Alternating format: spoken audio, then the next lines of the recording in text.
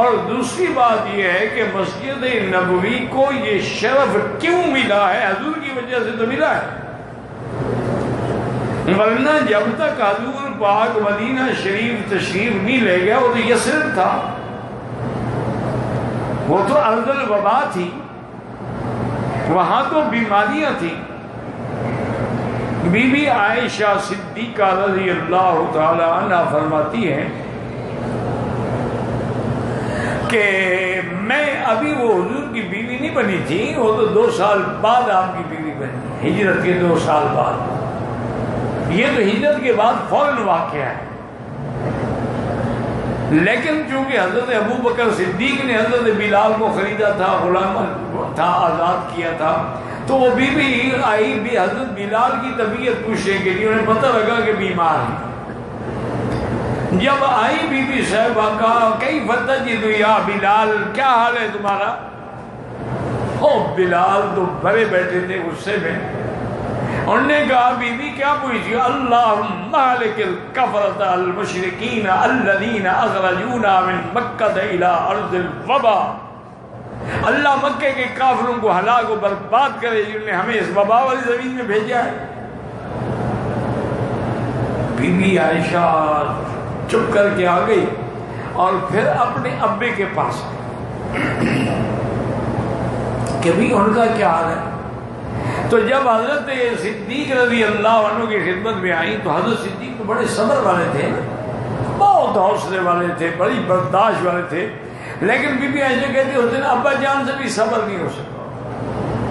انہوں نے بھی فرمایا کہ بیٹی کیا پوچھی؟ قاتل اللہ الکفرۃ والمشرکین، اللہ ان مشرکوں کو برباد کرے جنہوں نے ہمیں مکے سے نکالا۔ ہم سرزمین حرم میں رہتے تھے امن سے، سکون سے، یہ کہاں ہمارے وبا میں آ گئے؟ ہر آدمی بیمار ہے، ہر صحابی بیمار ہے۔ بی بی عائشہ بہرحال ذکیہ تھی، ذہین تھی، اور حضور کے پاس بھی آنا جانا تھا، ابو بکر کا سب سے زیادہ تعلق تو حضور کے ساتھ تھا نا۔ تو بی بی عائشہ حضور کی خدمت میں آئی اور کہا کہ یا رسول اللہ، جب ابو بکر اور بلال جیسے مخلص کا یہ حال ہے تو باقی کا کیا حال ہوگا؟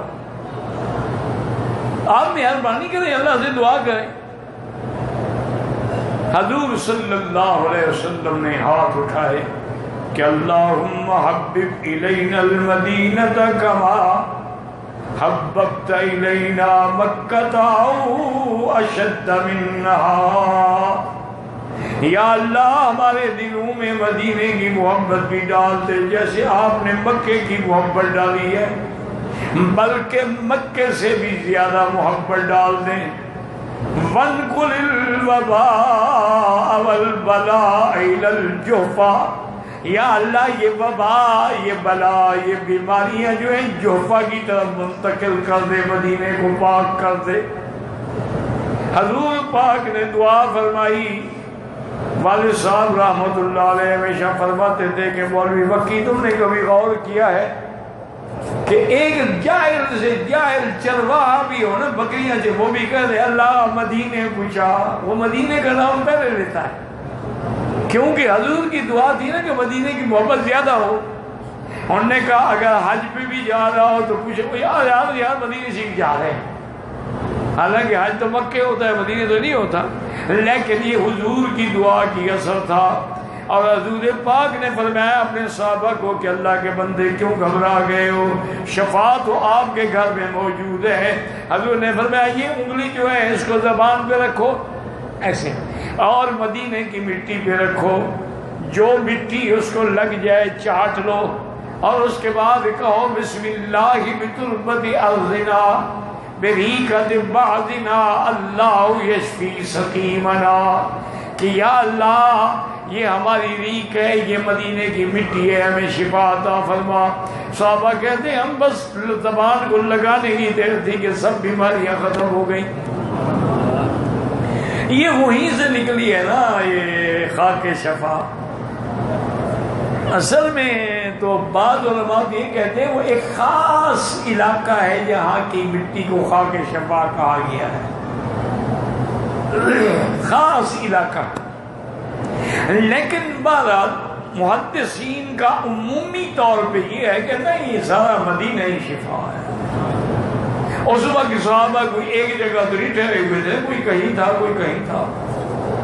اچھا بعض محدثین نے تو اور وسعت کی, انہوں نے کہا صرف اس مٹی کا مدینہ پاک سے تعلق نہیں ہے, بلکہ جس ملک میں بھی ہو اپنی مٹی کے ساتھ یہی پڑھو تمہیں بھی شفا ہوگی. اللہ نے ہر ملک کی مٹی میں اس کے لیے شفا رکھی ہے. لیکن بہرحال ہم تو اسی بات کے قائل ہیں کہ مدینہ شفا ہے. اس لیے جن کو تم وہابی اور نجدی کہتے ہو نا, تم تو خیر عاشق ہو نا ماشاءاللہ, تمہارے عشق کیا کہنی ہے جناب. میلاد مناتے ہو, گیارہویں کرتے ہو, عرس شریف کرتے ہو, ہم تو کچھ بھی نہیں کرتے. ہم تو وہابی ہے, خشک وہابی. تو یہ ہے کہ ایک روایت میں قاضی شفا نے لکھا ہے, قاضی عیاض نے شفا میں لکھا ہے کہ اگر مدینہ شریف میں ہو اور اتفاق سے مٹی اڑ رہی ہے, ہوا چل پڑی ہے, غبار ہے, تو اپنے چہرے کو نہ چھپانا, آنے تو مدینے کی مٹی کو.